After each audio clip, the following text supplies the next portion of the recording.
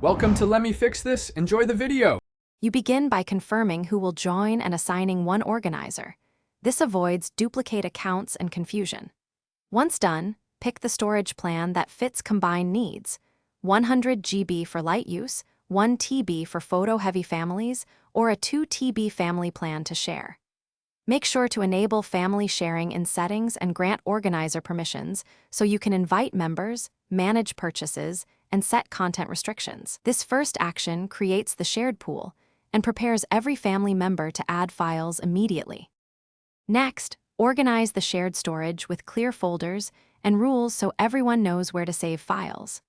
Once the structure exists, set quotas or suggested limits per person to prevent one user from consuming all the space, and explain why shared organization matters for easy retrieval.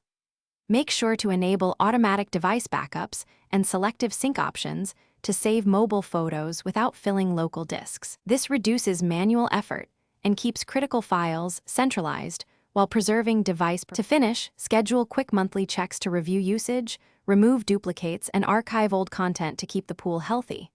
Once done, teach members how to restore from trash or use version history when a file is accidentally changed.